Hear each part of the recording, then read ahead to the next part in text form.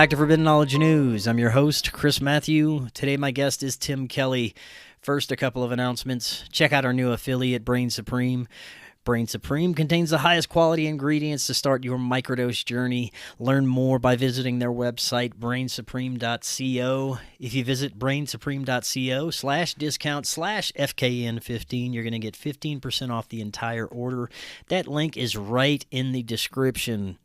Great ways to help support Forbidden Knowledge News. Watch the Forbidden Documentary, Occult Louisiana. It's available on Tubi, Roku channel, and multiple streaming platforms. Also, get a Rockfin Premium membership at rockfin.com/FKN+. And always be sure to download our podcast episodes through Spreaker.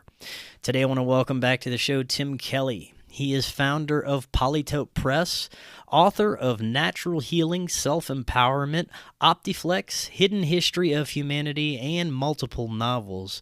His company is focused on actualizing every aspect of an optimal civilization. Tim, welcome back. How you doing? Fiery, focused, and productive. How about yourself? Excellent, man. Great to hear it. I am doing well. Very much looking forward to this discussion. Last time you were on, we started to dive into your research surrounding our hidden ancient past, and we're going to be continuing with a focus on the possible healing modalities and healthcare systems of our ancient ancestors, specifically during the age of Atlantis. Now, this is a fascinating topic. It could cover many aspects. Looking forward to hearing more. Before we get too deep into this, remind the audience just a little bit about yourself and your work. Sure. I've been interested in writing ever since I was a little kid, and I spent my lifetime doing tons of research. Love the library, spent tons of time there. And eventually, when I decided on the primary type of writing that I would do, I realized that I wanted to have a writing that was based on fiction to describe paradise on Earth, because that seemed like the best possible goal to go after. And I wanted it to sound realistic, however. So I spent a lifetime doing research in every major area that there could be that would possibly impact living on paradise on Earth. And as we go through the podcast today, you're probably going to be hearing much of the fruits of a lifetime of research in relation to how paradise on Earth can practically be designed and built, and how that can impact human health. Excellent. That's a great introduction. We look at our healthcare systems today, and it's hard to imagine something that we could compare to paradise, especially the more you learn about the nature of our healthcare systems, how it's really not in place to benefit humanity in any way, especially when you look at what's happened with Western medicine and pharmaceuticals and the state that we're currently in. Where should we start when looking at our ancient past, specifically the age of Atlantis, and the overall methods of healthcare that were used? Where did you start when looking into this? Well, I learned a lot over the years, so I can just start from a spiritual perspective, because I think sometimes that is a best place to start. So in relation to the human form, I have a theory at my website.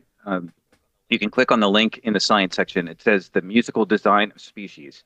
So what that theory shows is that every single life form was designed as a form of perfection, a perfection that was encoded in both light and music, so that every one of us has a perfect form of us, an energy template or aura that surrounds us and is a perfect version of ourselves. So then some people may ask, why are we not perfect then? So many people are brainwashed into thinking that genetics determine everything. Genetics definitely do not determine everything. So what happens is, after the egg is fertilized, it grows inside the womb. And it is the nutrition that occurs inside the womb that is largely determining the fate of the individual. For example, if someone in utero does not have a well-developed thyroid gland, they are highly likely to go through life with a lot of allergies and weaknesses in relation to having allergies. The microbiome, the intestinal flora, the friendly bacteria of the mother will go from the mother to the child. But if she's drinking a lot of alcohol, there's going to be a problem in the transmission of the intestinal flora. The intestinal flora include things like providing immune defense, synthesizing amino acids, affecting the absorption rate of various minerals. So these are very important things that come from the mother to the child, has nothing to do with genes, has everything to do with nutrition. The glands in the brain are going to be influenced. Sometimes sexual orientation is influenced by the nutrition inside the womb, as some researchers have shown. So when you're born, you have the advantages or disadvantages of whatever nutrition flowed through the mother and affected the development of the child. So then the child is off. And from there, when we understand health, we have to go back to the late 1800s in France to understand the onset of disease. So during that time in France, there was a clash between two great minds. And unfortunately, this information is not well known to the rest of the world. In France, we had Louis Pasteur, who gave us the germ theory of disease. He had a rival in France, Antoine Béchamp, who gave us the correct theory of disease, the terrain theory of disease. So basically, we're looking at a subjective reality where you summon into existence the conditions that you want to explore. If you want to explore being pathological, you wreck your terrain and you invite microbes into your body, but the microbes do not cause disease. The word pathogen, I feel, is like a neurolinguistic brainwashing trap, because the second that you start using it, the word translates as bringer of disease. So you're admitting that you agree to the germ theory as soon as you use the word pathogen. In my writing, I was forced to reconstruct that word into pathophile, meaning lover of disease. Okay, so believing in the germ theory of disease is much like believing in what Gary Tunsky calls in his book, The Battle for Health is Over pH, the rat theory of garbage. So what is the rat theory of garbage? The rat theory of garbage is, well, if you always see rats with garbage, rats must cause all garbage then, right? Well, no, actually, no. What happens is humans create garbage, and then after they've created the garbage, the rats show up drawn to the garbage that has been created. And that's the same thing inside a human being. When you wreck your terrain, then the germs show up. I was amazed to see in Tunsky's book that he actually had the exact same spiritual perspective on this that I did, which is when these microbes show up, they're actually not performing a fundamentally evil task. Basically, what they're doing is they're going into an organism. The organism has, through ignorance or intent, chosen discord with nature. Once you've chosen discord with nature, these microbes show up and assuming that you want your body disassembled so that some other life form can use those atoms and molecules that make up your body. So you can choose which path you go down. Now, with Pasteur, it was amazing. When you go through school, you'll sort of admire Pasteur to some extent. But then as time goes by and you learn a little bit more about his life, it becomes a little bit more of a mixed bag. And then as it gets towards the end, it sounds extremely dubious. At the end of his career, on his deathbed, Pasteur renounced his own theory, his own germ theory of disease, and admitted that Antoine Béchamp's terrain theory of disease was actually the correct one. Now, for some people, this may sound a little bit startling, and for that reason, I've included multiple links to help people reorient their thoughts, especially for people who are new. The first link is Rockefeller Medicine. That will go and teach you the origins of what happened in the United States medical system. In 1910, with the Flexner Report, the Rockefeller robber barons and company took over U.S. healthcare, and they changed everything from a nature-based approach, which would perfect the terrain, into a drug-based approach, which was germ theory, just attack all the germs and everything's going to be wonderful. Well, that's never going to work, because basically with germs, what you see is that you have parasites and that you have bacteria that piggyback on the parasites. And then you have viruses that piggyback on the bacteria. So you can't just go after one thing and think that your situation is going to change. You have to change the terrain, and then all disease vanishes. So it may sound like it's crazy to think that all disease can vanish, but it really can. A few years ago, when this situation arose that impacted the entire globe, I was thinking I had to reach out to people and tell people more about what was going on. I knew I didn't have that much of an audience, but I still felt like I should do something. So I put together a little essential history of the injections that people use to combat certain problems. And I showed that at the very beginning it was faulty, it was dangerous, it was killing people. I showed that even in its prime in the 20th century, when people were praising it the most, it was still failing and hurting people. I showed that at the time when it was getting the most praise, what was actually happening was that people in a certain industry were taking credit for advancements that were made that were improving the terrain. So basically you had a bunch of cities that had poor sanitation, poor water, and that was causing a lot of the pathology in those cities. They cleaned up the water, they cleaned up the sanitation, boom, all these people got healthier. And then the people who make injections said, oh, yes, those people are getting better because of our injections. No, they're not. So after I put together this little history, I thought to myself, is there any weakness? Is there any gap in what I did where someone could attack what I just wrote? And the word rabies popped into my head. And I thought, oh, since I turned to championing nature, I've never had a chance to revisit rabies. So let me quickly do that. So I did. What I found was shocking. And there's a link provided to this podcast that has an article on the history of rabies. Please read that article. You will hear about what actually happened with Pasteur and rabies. The story is not what the public was ever been told. You will look at rabies very differently when you do that. And you will see the terrain theory of disease. Could you give us a brief synopsis of that? Rabies was described as yet another germ, so that when dogs became rabid, they supposedly had this germ, so that when they bit you, this germ could transfer to you and make you rabid, and so therefore you had to go get this shot. But it turned out that was all fake, all of it. There was no germ that was in these dogs. They were malnourished, they were maltreated, and they weren't going to cause anything inside you. And there was fraudulent science that took place where they examined these slides of brain tissue, and they said, oh, yes, look at that black thing. That black thing is the rabies, and that's caused by the germ. And then a whole bunch of other people tried to duplicate that, and the more they looked at it, they found that that was spurious science. There actually was nothing there. People were seeing things on the slides. It was fear. Fear was driving everything, and there was a lot of profit was made off of all of that. And unfortunately, the horror of it all is that hundreds of dogs were slaughtered for no reason whatsoever. Wow. So in any case, we should not respect Pasteur as much as we think. What we get to is that we need to create the optimal terrain inside the human being. So how do you create the optimal terrain?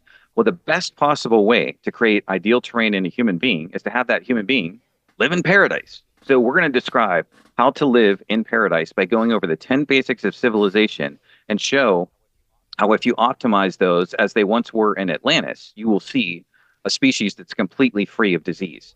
So we're going to go through 3 basics, then 4, and then 3. And after the 3, I will pause. You can ask your questions and add your comments, and then we'll pause again after the next 4 and wrap up. So we begin with basic number 1, which is water. Now, by weight, the human being is mostly water, or about 70% water. So getting water correct is one of the most crucial aspects of determining your terrain. So when you study the human body, one of the first things that stands out is the following. The pH in different parts of the body does vary. The stomach, for example, is extremely acidic and has to be to digest your food. However, the majority of tissues inside the human body have a pH of 7.2. The blood itself has a pH range of 7.35 to 7.45, and it is not that flexible. If you get outside that pH range, you risk death or a coma. Okay, so the pH value is of extreme importance. Now, in Dr. Edward Howell's work, he pointed out that the essence of life is largely enzymes. They are one of the most important things that are coded for in our genes. Now, with these enzymes, you have both metabolic as well as digestive, but what we've discovered is that enzymes have an ideal temperature range in which to work.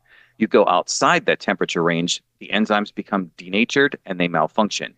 In addition to that, the enzymes have an ideal pH range. You go outside that and you're inviting pathology. So what is the ideal pH range? Well, if most of the tissues of the body are at 7.2 and the blood is mostly at 7.4, it's going to be pretty darn close to that. So how do you get to that? The primary way to get to that is to drink natural spring water. Now, in school, you're taught that you have a pH range from acid to bases, that water is in the middle at 7. That's another lie. When you test water, water is water. It's H2O. It's not H2O plus whatever. I mean, if you're going to test the pH of vinegar, you don't say, okay, I'm going to test this vinegar after I've added a bunch of baking soda to it. That's not vinegar. It's vinegar plus baking soda. Water is distilled water. Test that. You're not going to get 7.0. You're not even going to get 6.0. Water is an acid. The only reason it becomes pH 7.0 is when it has the optimal mineral profile. There was a great innovator, one of many who's been suppressed. His name is Victor Schauberger. Unfortunately, I haven't found an excellent documentary of Schauberger, but if you go to brighteon.com, there's a documentary called Water Wizard, which is a pretty good attempt at doing a bio of Schauberger's work. He was an expert on water and taught us so many things about water. And one of the things he taught us is that it matures. It almost like grows up. And when it's at its prime, when it's most mature, it has an optimal mineral profile. Our bodies were designed to run on that. How do I back that up? I will back that up in the following way. One of the greatest researchers of all time was Dr. Weston Price, who wrote a book in 1939 called Nutrition and Physical Degeneration, one of the most important books in the history of health. Traveled all around the world, looked at people who were healthy, looked at people who were unhealthy, tried to find common denominators. His main common denominator was as follows. Those who live in harmony with nature are healthy. Those who do not are sick. Now, usually what happens there is that it's a combination of water and nutrition that determines who's healthy and who's not. Now, we use the word refined a lot with our food. Refined sugar, refined salt, refined flour. I, at this point, want to just switch out the word refined for the word weaponized. Let's get rid of the brainwashing and the programming. So it's weaponized sugar, it's weaponized salt, weaponized flour.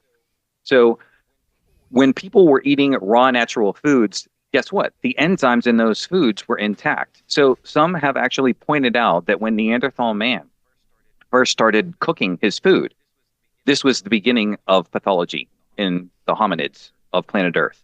Why? Because when you cook food, if you heat that food to about 116 degrees Fahrenheit, you're denaturing its enzymes. It's no longer going to be able to self-digest. Now, when people in the brainwashed medical community are presented with this evidence, they shrug.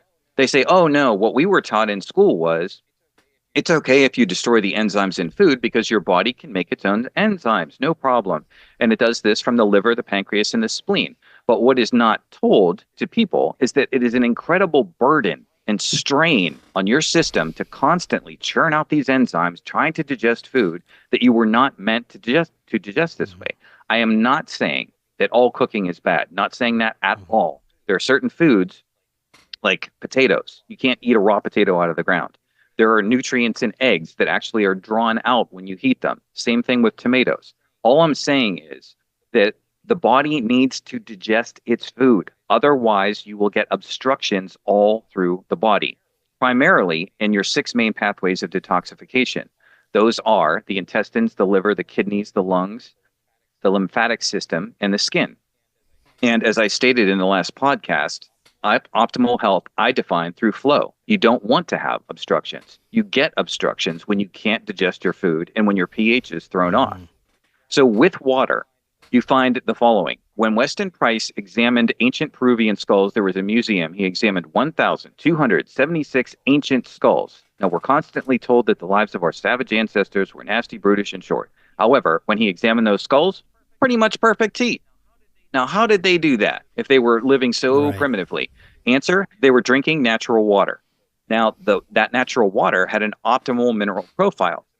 As a matter of fact, the research indicates that the average human being was consuming 4 or 5 grams of calcium a day. Now, to people who don't know nutrition, don't know science, they're shrugging and saying, oh, that's interesting. But if you know nutrition, your jaw hits the floor. I say, go to the refrigerator, check out your milk, check out your cheese, see how much calcium is in there. See how much you would have to consume in one day to hit 4 or 5 grams of calcium. What were these people doing? Grabbing a live buffalo and swallowing it whole? I mean, there had to be some way to get that much calcium into a person in one day. The answer is they got it through water. Now, how do I know that they got it through water? I will tell you how. I was shopping at the grocery store one day, came across a brand of water, a new one I had not seen before. It was called Sokasani. Where was that water bottled? Peru. What happened when I looked at the mineral profile in that water? Oh, ideal forms of calcium and magnesium. What a surprise. There's special forms of calcium and magnesium. They're not available as supplements. They're only made in nature. They only appear in natural water. When you take those supplements, they absorb into your body with special efficiency, strengthens your bones and teeth like nothing else. And those were present in that Peruvian water. So I say that's how they got their water, and their teeth and their bones were stronger because of it. Now, in addition to that, there's another mineral that's a hydrophilic mineral, a water-loving mineral. When you have that, it strengthens your collagen. Now, I eventually got to a point where I saw that spring water was so important to health and pH and strengthening teeth and bones that I wanted to fix this problem. So I said to myself, how do I do that? So I learned from nature how nature makes water. And then I came up with a magical water formula. It's a play on words from the nutrients that are in it. And this is available at my website. It's basically teaching you how to create spring water cost effectively in your home. So you can create, I drink this water all the time, and it has been fantastic for me. And the ancient Atlanteans did do this. How do we know that they did that? We know that they did this from the book Atlantis in Spain by Elena Wishaw. She found an ancient Atlantean reservoir and water distribution system in Andalusia, Spain. Now, we know how that reservoir worked because there were some excavations, and they went in to find out exactly how it operated. It was brilliant. So basically, you want to drink fresh mountain stream water. Okay, so the water starts off at the top of the mountain and flows to the bottom. Then there was a colony, an Atlantean legacy colony called Tartessos that was located in Spain. And what they did is in the foothills of the mountain, they dug out this massive reservoir, and they constructed it out of the following: compressed earth, limestone, and granite. Then they had vitrified clay pipe channels that ran down to the colony at Tartessos, and the fresh water would just manifest there from gravity. You didn't need a pump or anything. Okay, you just had this massive cistern that was collecting all this water, and it just flowed by gravity down to this valley, and they had fresh water there. Now, the construction materials of this reservoir, compressed earth, granite, and limestone, very interesting, because if you use those particular substances, those minerals are going to be imparted to the water, and they're going to strengthen people like nothing else. And that's part of the formula that I use to help people be healthy. So we know that if we intake this water, we're going to have ideal pH. For people who are curious what they can do at home, you do the following. When you wake up, spit, test your pH with a pH strip. You want to get close to 7.4. How do I know that you need to be slightly alkaline? Well, that's simple, because your teeth are going to erode if your saliva is acidic. Okay, you do not want to have acidic saliva. It will erode your teeth. So again, just drink the right water and you're well on your way. So another interesting little factoid before I leave water is the search for the fountain of youth. Okay, so when Ponce de Leon came over to what would eventually be the United States, he was searching for the fountain of youth, and it seems quite clear to me from all the historical research that I've done that the Spaniards, probably connected to the mystery schools and a number of the cults, were well aware of the existence of Atlantis and were searching for any remnants of its existence. So that may not be common knowledge that we're taught in school, but all the records do indicate that they were uncovering Atlantean treasures as they were going. One of those treasures was a supposed fountain of youth. Now, why do I think that this was legit? In the accounts of Herodotus, and I told you in the last podcast that he was actually an initiate in the mystery school, so he knew a lot of things that a lot of people didn't. He had accounts of the fountain of youth, and one of the things that he said that was most interesting on the subject was that the water was so weak that nothing would float in it. Now, that's a weird word to use from our modern standpoint, but what does that mean in terms of our modern standpoint? If you study physics, what you're hearing is that the water had incredibly low surface tension. Now, that took some doing, and that was probably exactly what the Atlanteans did. They had the optimal mineral profile, and they reduced the surface tension. There's a machine called a Grander unit. People who studied the work of Schauberger studied it to the point that they were able to reduce the surface tension of the water. I haven't perfectly mastered that particular part of it, but I can tell you that the foundation of establishing healthy terrain inside a human being is to drink good water. We'll move on to the basic of civilization number 2, sanitation. How do you have ideal sanitation in a society? First of all, you want to have the optimal building materials inside the society. You want to have everything be biodegradable. Limestone is an excellent example. There's an equation that runs through my fiction somewhat as a joke. Limestone equals freedom. In other words, anyone who bases their entire society on limestone is automatically a free person. Why? Because limestone will give you freedom in relation to all 10 basics of civilization. What does it do with water? It influences the pH of water, so you're healthy and strong and free. With sanitation, limestone is 100% recyclable. Look up the limestone cycle. You can see what you can do with limestone. You start off with limestone, you burn it, you get quicklime. You transform the quicklime into lime. And then the lime, after it absorbs gases from the atmosphere, turns back into limestone. What does that mean? That means you can make bricks, and you can connect those bricks using limestone mortar. And next, you're well on your way to having a house. What if you want glass windows for your house? You can use a formula that includes limestone to make glass. Okay, so now you just made an entire home for free. I mean, we're talking about building materials, $0 per square foot. You can extend that thinking. There are countless materials you can work with. Let's talk about coconut. Coconut, in one language, translates as that which contains all that is necessary for life. So you can make everything that you possibly think of that would help you out of coconut. So some people may think, okay, wait a minute. What else can you actually do with coconut? Remember, I was just mentioning mortar a second ago. Did you know that you can make mortar, a special form of mortar, a super strong form of mortar, using parts of coconut? Here's a crazy phrase you're not often going to hear in your life: the boiled toddy jaggery of the inflorescence. That's something that you extract from coconut to make this super mortar. In addition to that, there's also something called coconut coir, COIR. You can look up videos of this and see people making construction panels out of coconut coir. So that's another example of an excellent building material. Let's talk about bamboo for a second. Bamboo comes in grades. It's not all flimsy like what you see on Gilligan's Island. There's an industrial grade bamboo, strength of steel, fraction of the cost and weight. There's a company called Bamboo Tech operating out of Germany. They were creating geodesic domes using bamboo, industrial grade, as spars and connecting them. And they can do that with spruce as well as bamboo.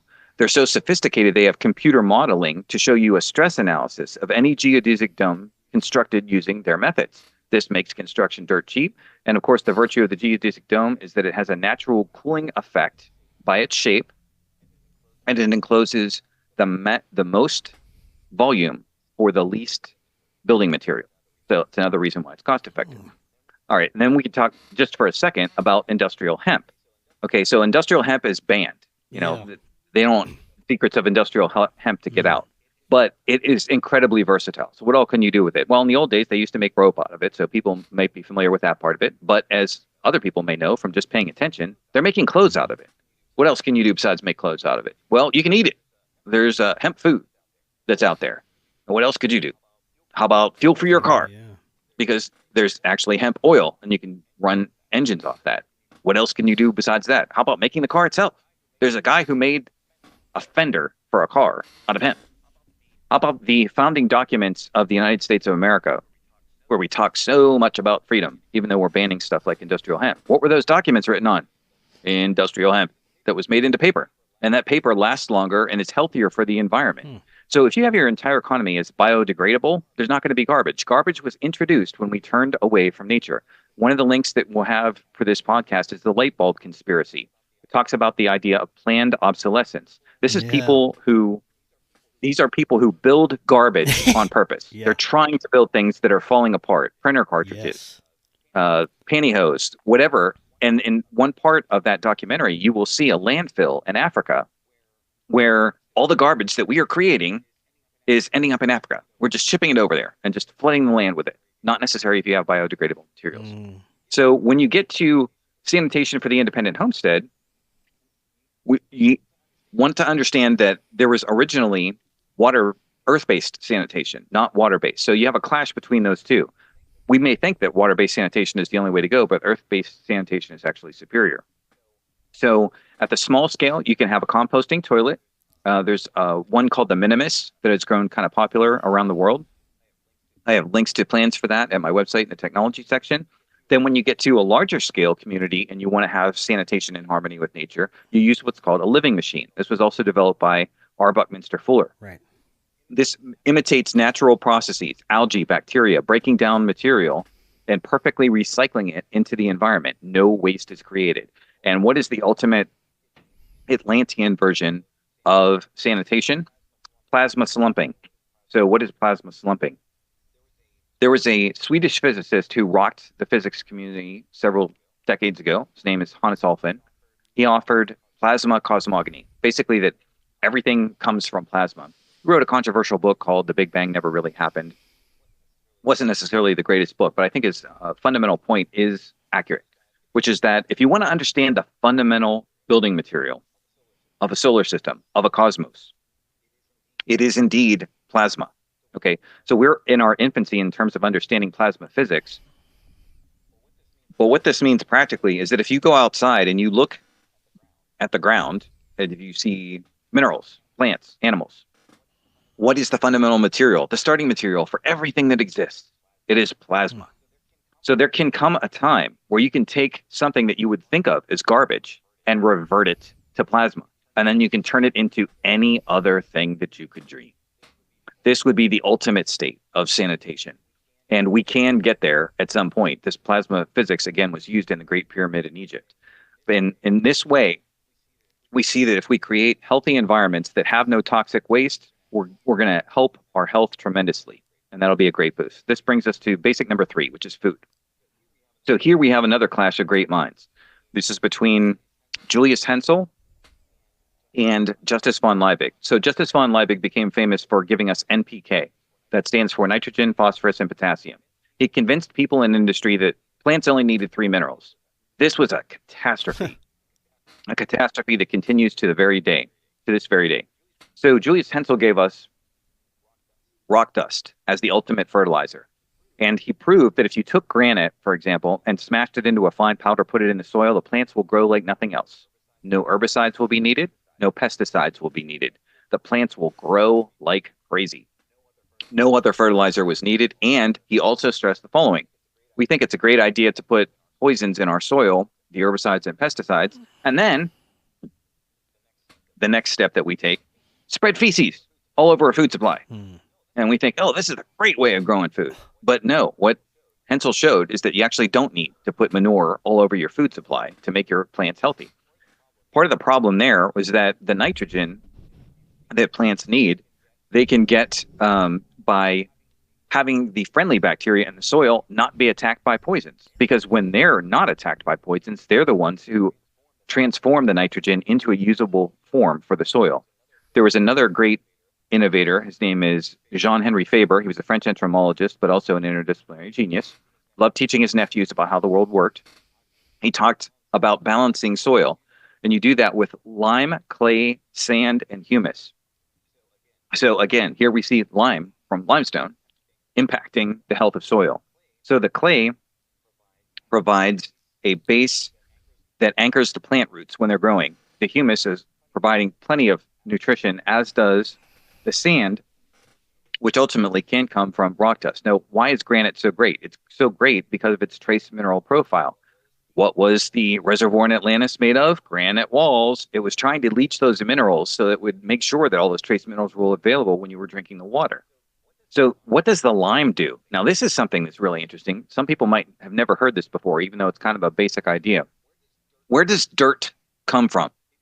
People have to stop and think about that for a second. Where does dirt come from? Has it always been there? No. Now, the earthworms are going to create a significant amount of dirt, but they're not going to create all the dirt in the world. So where's that dirt coming from? That dirt is plants transformed. So that means that, let's say you go into some land that's terrible. You know, you have some scraggly weeds. You don't like it. You don't like the soil.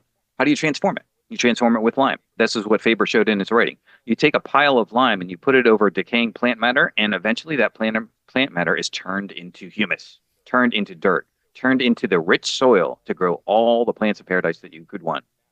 Now, these trace minerals are important to human beings because all through the body are metabolic and digestive enzymes that run on trace minerals. So we're going to become unhealthy automatically the second you mess up the food supply by spreading NPK everywhere. So to better appreciate this particular topic, if you ever have a chance, you can go to, let's say, brighteon.com, look up the documentaries Food Inc. or Farmageddon. And you can see that we're mistreating all our animals. This is an important point. For so many people, when they go to get their food, they think that, animals aren't really that important. We can treat them like crap. Doesn't matter. We're just going to grow them, slaughter them, eat them. And as long as everyone's making a good profit, we're okay. It doesn't work that way because, a pig, for example, is supposed to live 20 years. We slaughter them generally about 1 year or 2 years. The things that we're doing to chickens, we're feeding so much garbage that they can't even walk after a while. They just sit there on the ground and eventually they're slaughtered. Now, we think, okay, well, what's the big deal? Well, the big deal is when you mistreat the animal, it's going to provide you with crap nutrition. That's going to make you sick. You want to eat a healthy animal. And Pottinger's cats, he actually extended this even further. He took the waste from unhealthy animals, put it in the soil. Guess what? The plants that grew on that soil had less nutrition. So everything that comes in your path, treat it with the greatest possible respect, and it will optimize its own nutrients, which you then absorb so that you can be at your best. So I will pause here now that we've covered 3 basics of civilization, and I also need a little bit of Sure. water, and you can ask any questions or comments. First, I want to comment, going back to our modern healthcare system, the fact that I've had multiple friends, colleagues, and family members relay conversations with doctors along the lines of nutrition has no bearing on disease or illness. This is such an incredible thing to me that we are still at this level of understanding with our modern medical industry. They are still not linking our nutrition and what we're putting into our body to diseases and illness. Going back to what we were talking about, our ancient ancestors, what do you think the average lifespan for someone living in this Atlantean age would be? Well, Atlantis was special, and then we have degrees of insight. So we had the demigods who were new to the path to enlightenment, didn't want to pursue it to its full extent. So with Atlantean water and nutrition, minimum 150 would have been the age. But generally, they were talking close to immortality because basically they were perfectly executing the 2 primary tasks, which are to provide cells with optimal nutrition and remove their waste. Now, after a while, in my own research, I have to point out, I'm already seeing regeneration just by getting the nutrition part of it down. When you get the ideal water into your system and the ideal nutrition, you'll see reversals. Gray hair will reverse, your hair will regrow, teeth will regenerate. I'm already seeing that now without any of this. Now, you mentioned this last time. You said, again, teeth will regenerate? Yes. It's easier for children than it is for adults, but still, it's just a question of getting the complete nutrients into the soil. And again, this gets back to how you treat the animals, because the nutrients that are often involved in regeneration depend on the cows that provide us with the dairy to eat fresh growing grass. If they're constantly fed junk soy or junk corn or whatever the crap they're feeding these cows, they're not going to have that nutrient in them, and you're not going to regenerate that way. So again, all the way through the cycle, everything has to be done in harmony with nature for this regeneration to occur. And of course, in the case of the Atlanteans, there was an additional substance, I suppose I should mention. It's well known to people who dabble in the unknown. It's called white powder gold.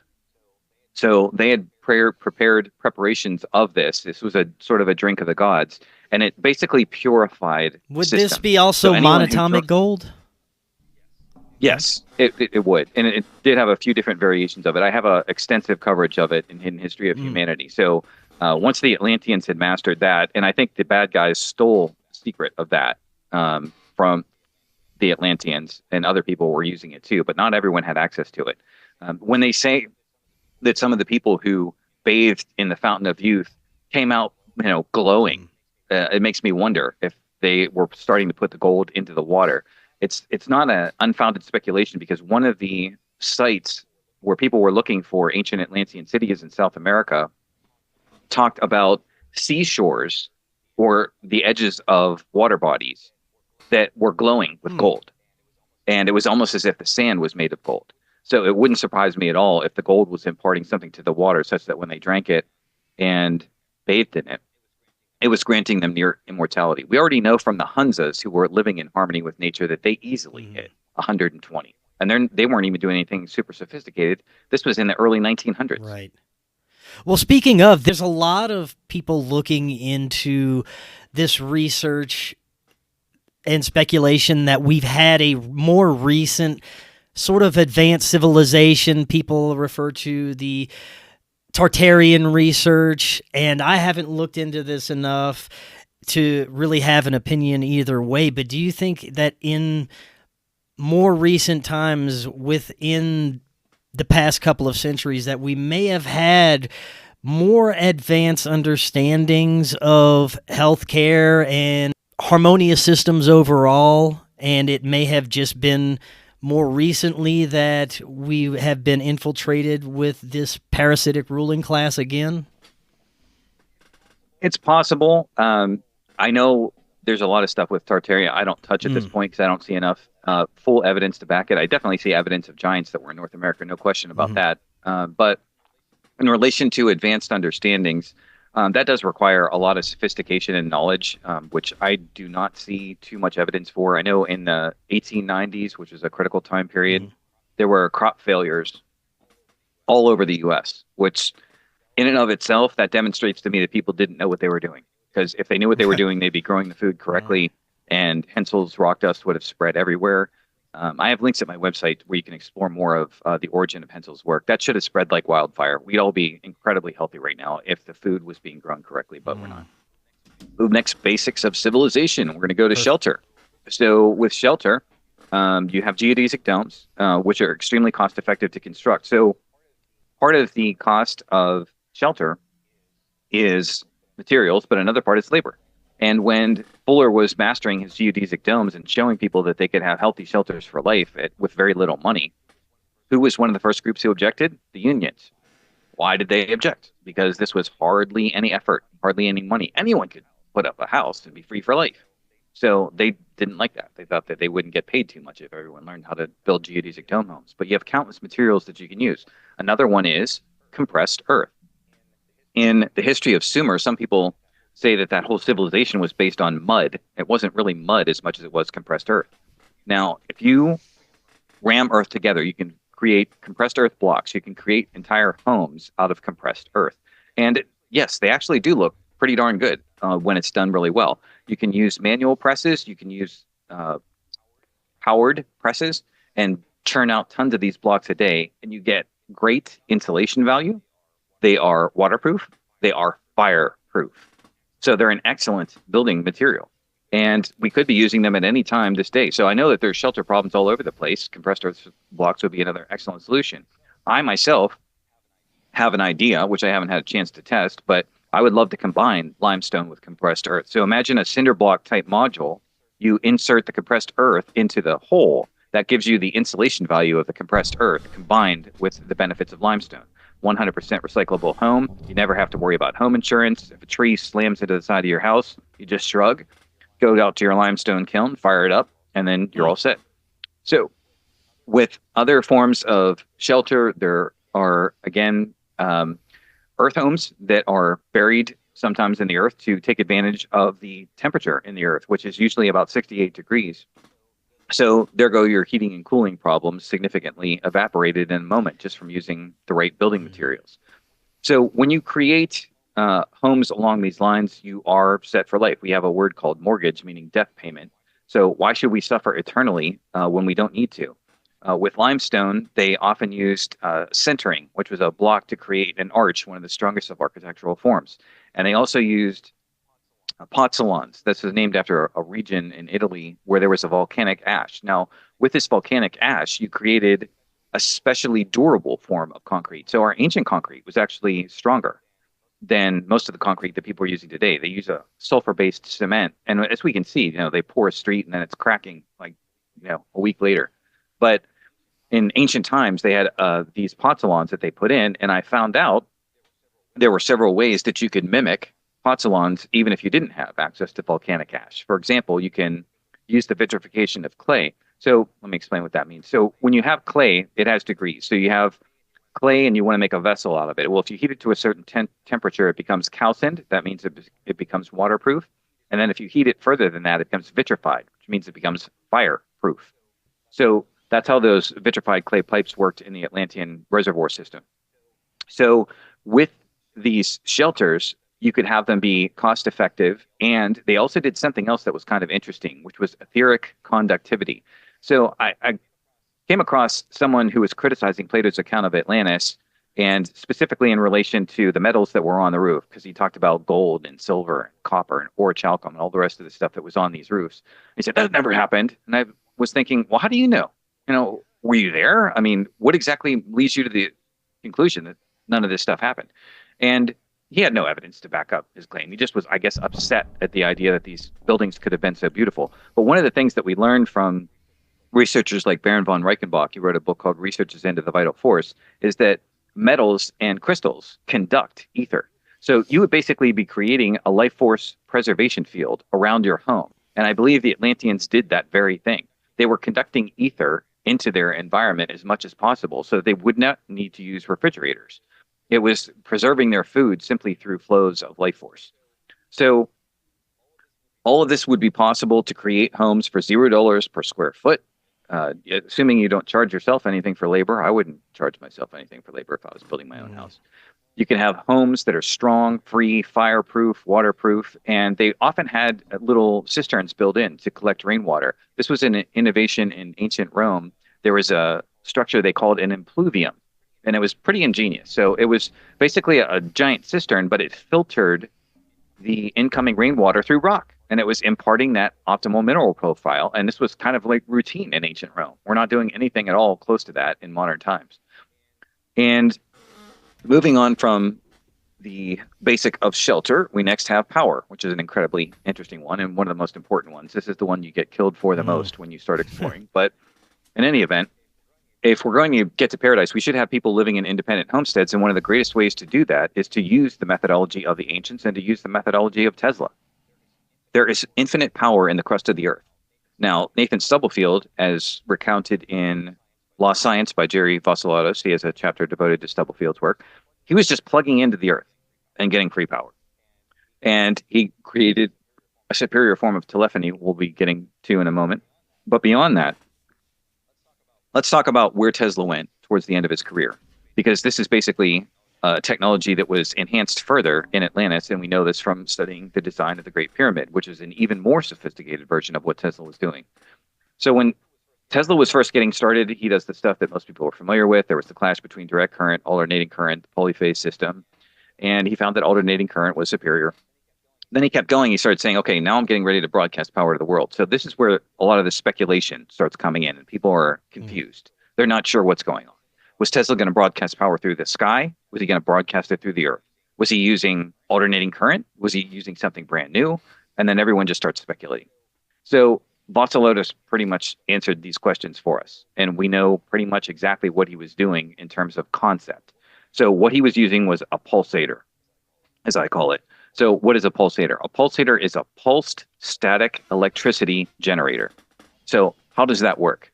So it basically works along these lines. There's an article in 1930s Scientific American, how to make a homemade static electricity generator. Now, when most people look at a static electricity generator, they're thinking, okay, well, this can't be that useful. We need current to flow. Okay, so if you have an electrostatic generator, there's not going to be any flow, right? So what's the point? Well, as a certain Trump scientist, yes, he's related to the presidential candidate, he was assigned to looking into a lot of Tesla's work. And as he pointed out in that article in Scientific American, if you could master it, static electricity actually would generate more power. So you have that tantalizing proposition right there. But then how do you do it?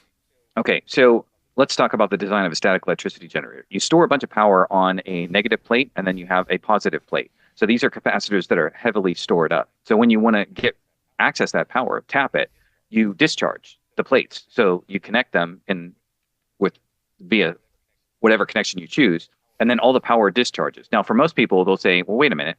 If you store up tons of charge and then you establish a connection, all the power is going to discharge at once. So if I'm running my vacuum cleaner or my hair dryer or whatever, how does that help me? I mean, there's a huge surge of power and then all the power is gone. What's the point? Well, this is the point. There's an infinite amount of power in the earth, which Tesla discovered. So what if you connect one of your capacitor plates to all this power flowing into the earth? Then the next thing you do is you test the variables for how far away the other plate has to be connected to the other one. Because what do we know about lightning? When there's a sufficient voltage difference between the positively charged sky and the negatively charged ground, there's a discharge. So you would create the situation where the earth charges the first plate and discharges to the positive plate. But instead of the first plate, which is discharged, not being recharged for weeks, what if it could be recharged in an instant? Then there would be another spark, and then another spark, and another spark. So this is what Tesla was doing. He was creating a pulsed static electricity generator that was constantly recharging and sparking. He could get these sparks to occur within a second. And then he kept going, and he created 10 sparks per second, 100, 1,000. And he kept going until he hit higher frequency phenomena, ether phenomena. And in this way, he was able to create etheric carrier waves and carrier signals to broadcast power around the world through the sky and through the ground. Now, the late great physicist Richard Feynman is telling us also along the lines of exactly what Tesla was doing, because we get this idea from Richard Feynman. Let's say you go out to your backyard and you're thinking, I want to power my home with free energy. Where's the free energy from? Answer, everywhere, especially right in front of your face. So how would it be right in front of your face? It would be right in front of your face in the following way. What Feynman indicated was that the Earth is negatively charged. If you rise up 1 yard in the air, you get 100 volts potential difference between that spot and the ground. If you go up 2 yards, you have 200 volts difference between you and the ground. Oh, isn't that interesting? Why? Because house power comes at a little bit more than 200 volts. All you need is sufficient amperage. Now, if you want to increase the power in the system, just keep going higher in the sky. Guess what a Great Pyramid did? Went higher up in the sky. It was changing that potential difference and creating the power that would be needed to drive a Great Pyramid. And Tesla did similar things. He rose a tower high up in the sky, taking advantage of the potential difference between the sky and the ground. And eventually you would get these spark discharges, which he mastered to engage ether. Now, I happen to believe that the Great Pyramid model was actually way more sophisticated than what Tesla was doing. It was involving signals and sound and music through the Grand Gallery. It would go up through gemstones, and there would be sounds and light frequencies, all of which were mastered in what I call the heart chamber, which is the king's chamber of the Great Pyramid, before discharging, and it would attune the signal. But again, I mentioned a researcher, Professor Howard, Gregory Howard, who, maybe Gregory Herman, I think, who had developed a more sophisticated model of how the Great Pyramid worked. And he was describing it in these very terms, that it was a static electricity generator that was discharging regularly.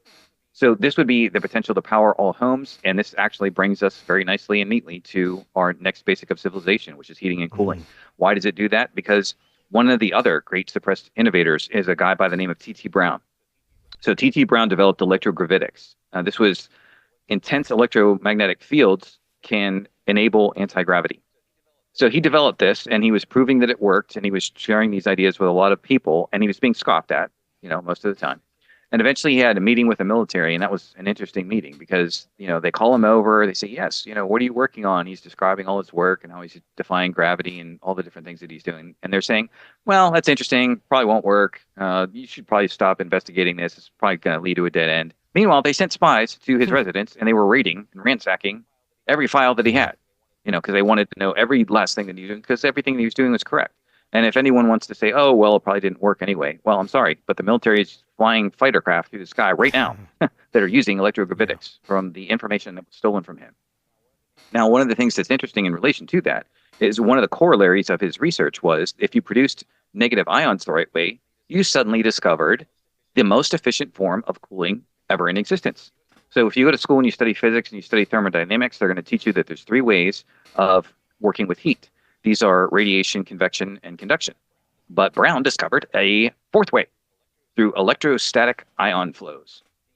The efficiency was tremendous, and it was shocking in some of the things that it could accomplish. So what are some of the shocking things that could be accomplished?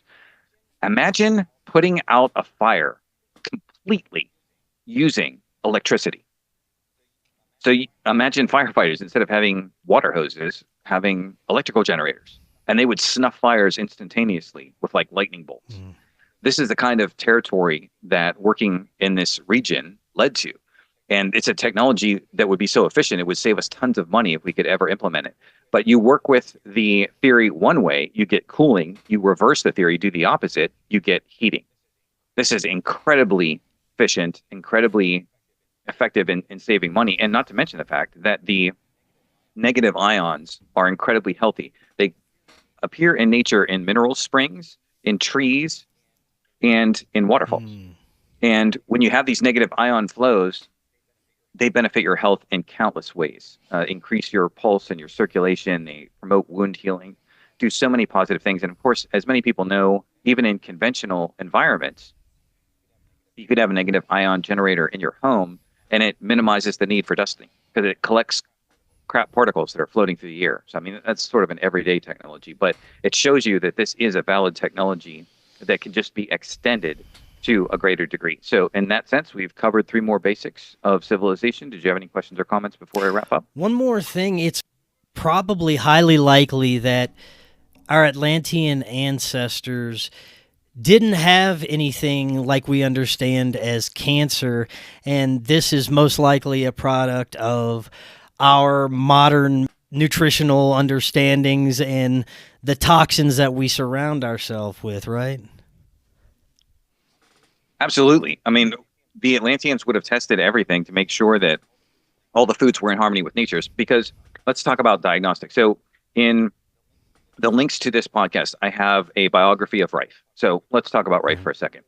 So what Rife did with his microscope, again, he split light into its constituent frequencies, increased the resolution at which he was viewing the microscopic world. So typical microscopes couldn't go beyond, let's say, 2,000 magnification. Some would get to 2,500. Rife managed 17,000 times magnification. He was seeing things that no one had ever seen before. And what he discovered with germs is that everything had a frequency. So when this event occurred in 2019, I looked to the rest of the people on planet Earth to see how they were going to react. I mean, what does it take to bring Rife out of the shadows and into the spotlight? I mean, what were we going to do? Are we honestly going to shut down the entire planet because people are afraid of a little bug? Is that really what we're going to do? So the very first question I had is a question no one else asked, and I've seen no one else ask it to this day. What is the frequency of this pathogen that you're saying exists? What is the frequency? If you do not know the answer to that question, then the correct response is you're fired permanently, and you're out of this field forever. If you do have an answer, if you can tell us what the frequency is if you watch the Rife documentary that's linked to this podcast, you will see he determined the mortal oscillatory rate, the destructive resonant frequency for every pathogen. Okay, so whatever these guys are planning for the future, I don't care what they come up with. You know, a mad cow, sinister swine, wacky wombat, whatever it is, it's all going to have a frequency that can be destructively resonated to oblivion. Okay, so there is all this fear is ridiculous. And again, you're not going to have this stuff in the first place if you're living in harmony with nature. And just while we're on the subject, Dr. Richard Fleming testified that the sequences that were uncovered in what fragments of stuff that they had clearly showed no natural genomes. And as Dr. David Martin, he broke the internet with the most viewed commentary on this subject, showed, this was a bioweapon. It was of human creation. There was nothing that was natural about it. But what happens with Rife's work in frequency is that we observe 2 different things. One, I am certified in a field called bioacoustics. So if you speak into a vocal analyzer, you just speak for 40 to 44 seconds, you get a vocal recording of somebody speaking. That gets inserted into her proprietary software. It generates a vocal spectral analysis. So you can see the frequencies that are coming out of a human being just from their voice. So looking at that chart, you can see which frequencies are too high, which are too low. The goal is to be balanced on all frequencies. So the Atlantean version of this, whether it would be the bioacoustic version or the Aura camera version, either one would work. So let's say that you go to a healing facility in Atlantis, you get an aural reading. You can stick your hand out and get an aural print of the colors that are coming off your fingertips. And just by analyzing that, we were able to do this in the 1940s. You could see conditions of pathology just from the colors that were coming off people's hands. Now, in Atlantis, they would have had this completely mastered. There's another great innovator who, unfortunately, he's mocked just as much as anyone else. His name's Dinshaw Gaudiali. He invented a healing modality called spectrochrome. It's healing through colored lights. Now, he was, again, mocked like crazy, but Dr. Kate Baldwin in Philadelphia found his methodology her preferred go-to method. And for people who think, well, you know, maybe they did a few interesting things with it, but I'm sure it was nothing dramatic. Well, how about this for being dramatic? There was a girl who was brought in as a burn victim.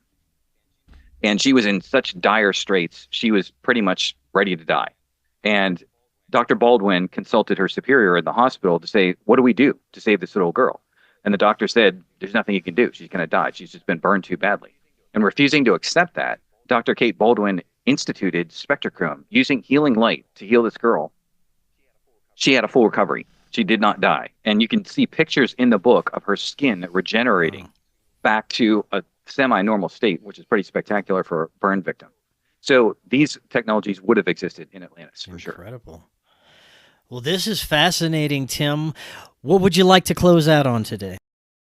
Moving on, we have light. And light, as I just mentioned in relation to Gaudiali, has quite an extraordinary set of healing capabilities. But to fully appreciate the impact of light, I urge people to take a look at the linked documentary, Exploring the Spectrum. There's another documentary, not quite the same content, but similar, called Resonance Beings of Frequency. But in the Exploring the Spectrum documentary, you will become familiar with John Ott. Okay, now Ott worked with full spectrum light. So when we use lights indoors, we create a spectrum of frequencies that come off the lights that we create. And there's three broad ways of creating light: incandescence, fluorescence, and phosphorescence. Phosphorescence is the most efficient. We know this because if you have like a glow-in-the-dark toy that you played with when you were a kid, if you touched it, it was cold. There's no heat. In Schauberger's work, he says the ultimate systems operate in cold silence. What does that mean? It means a minimum of friction. Friction means heat. Friction means noise. When you have the ideal system, it operates in cold silence. So with phosphorescent light, you can have full spectrum phosphorescent light. It would use the least amount of energy and give you the healthiest spectrum of light. So when you watch that documentary, you will see plants living or dying depending on specific frequencies that are found in the light that they are being given. There's even something so dramatic where a rat will not even grow a tail unless it's exposed to certain frequencies of light. Our animal life forms are this dependent on different frequencies of light.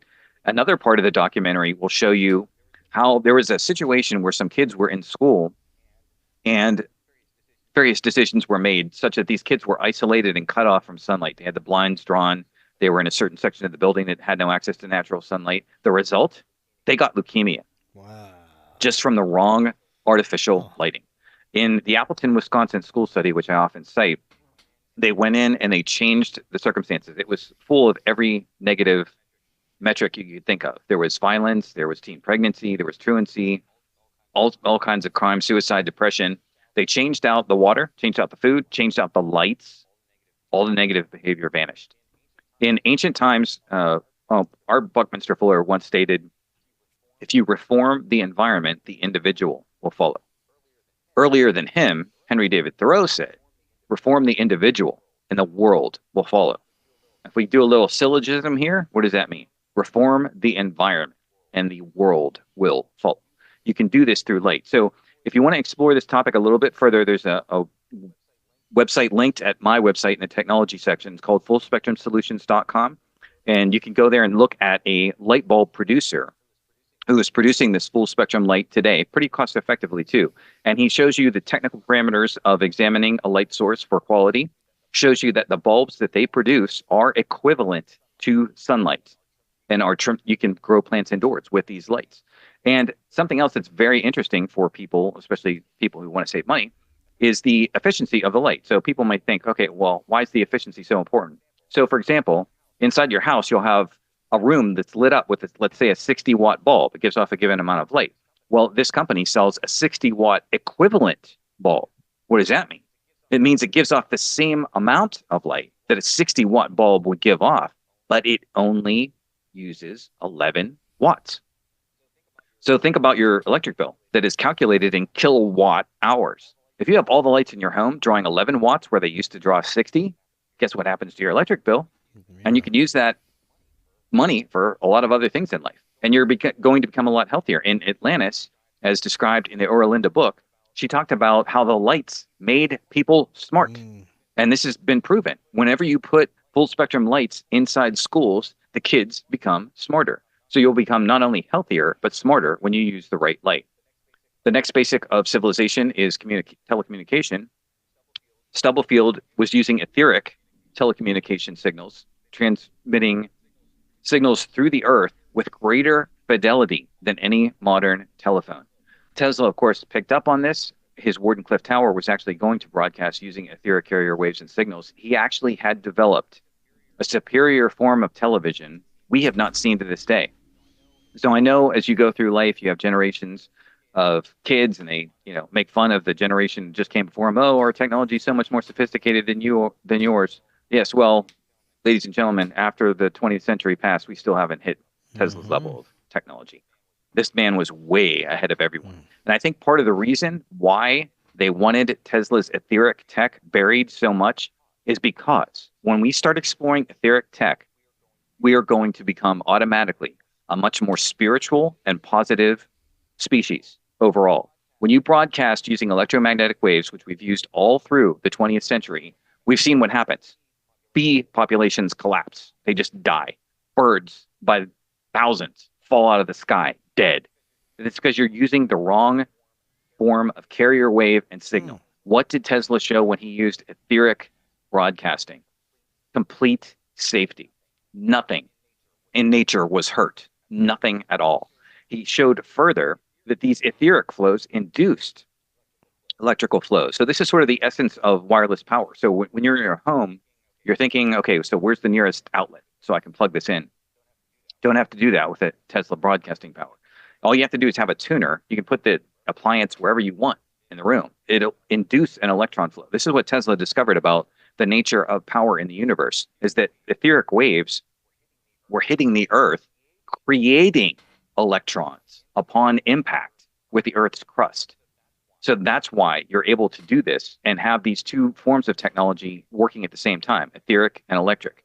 So whenever we choose to go that route, instead of, weaponizing telecommunication, we can do that. And it was once done in Atlantis, and it can be done again. So our final one, of course, is transportation. As people may be familiar, at the end of Tesla's career, he modified a Pierce Arrow car and was making it run on free energy.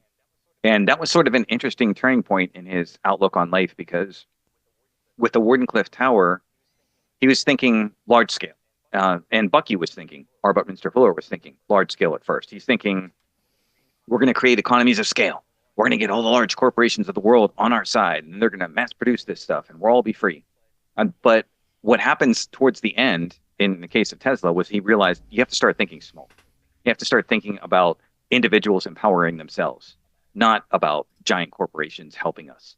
And this is what all my work is oriented towards, empowering the individual, whether it's through the magical water formula, the teeth regeneration formula, the natural healing self-empowerment. It's about the individual saying, it's up to me. I just need the knowledge, and then I can apply it in my day-to-day life until I break away from this parasitic force that has been on the planet for thousands of years. All of this technology once existed. It was at the most advanced level with the Pleiadians who founded Atlantis. It had a lesser degree with the demigods who were taking over Atlantis and didn't fully want to understand everything that their teachers were trying to show them.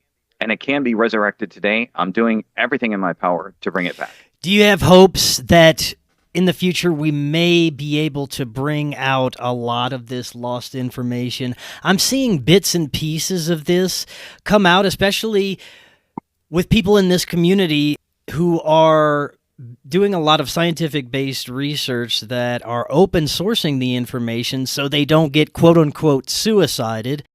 And there's more and more people that are making these discoveries and making it accessible to a point to where they really don't have to worry about being taken out, in a sense. Do you have hope that this will continue and maybe we can break out of the system and start to have these free energy understandings? We have to approach things differently than the way we used to. So Tesla, for all his brilliance, apparently was not aware of how dark the forces were that were controlling the world. Bucky began to catch on to it. He's coined the term grunch to describe the enemy that he was facing, a contraction of gross universal cash heist, because it seemed that people were constantly ripping people off. There's a documentary linked to this podcast. Glad you mentioned this, because it helps me to recommend that documentary. It's called The Lost Century. And in The Lost Century, you will see almost all of the inventors I've been talking about and several more. Now, the narrator of that, unfortunately, I don't trust him as far as I can throw him, but he was saying, you need to, if you come up with a great invention, call me and share it with me. And then if we have any working ideas for free energy, we'll develop them. Well, I'm thinking, okay, where have you been? Because I know countless designs for free energy. My concern is getting Right. murdered. That's not about whether the technology works. So the old way of doing things was to go through the patent system. Okay, so that's where things have to change, because what happens is the bad guys know that about the patent system. I mean, they're not stupid. So they're waiting for you to come up with these innovations. As soon as you apply for a patent, they're going to slam the door. National security, the patent's going to vanish, and the information's never going to get out there to the public. So I would not recommend pursuing the patent version. I would not recommend calling up the narrator of The Lost Century, as great a documentary as it is, and giving all your ideas to him. I would recommend you do what I'm doing, which is you create a template for how something will work. And I create a PDF file of whatever it is that I've proven to work. You can come to the website, you get a description of what the template can do. And then if you purchase that template, you can then construct the item in question yourself out of your own spare parts. So I think that's the only way that this system of horror gets completely bypassed. We have to create a community of people who are sharing ideas.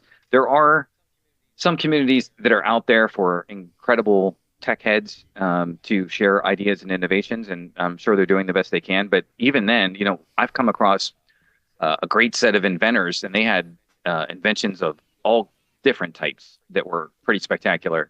But they were practically pleading. They're like, please help us. We're under attack, and we don't know how long we can last, and all that stuff. But it happens over and over again.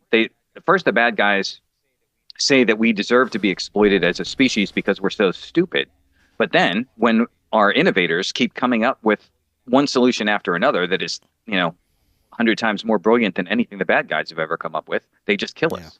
So it's not that we're not smart enough. We are smart enough. The problem is, we keep getting killed and we can't organize as a group. So it's just lone individuals out there doing the best that they can. And unfortunately, until we get, some form of higher power helping us in some kind, this is going to have to be the world that we live in. Be as positive as you can be, and try, again, to heed the advice of Victor Schauberger. Comprehend and imitate nature. And his other key piece of advice, think an octave higher. That's a great note to end on. This was fantastic information. And again, we will have all those links for reference right in the description so you guys can easily check out everything that Tim was talking about throughout the interview.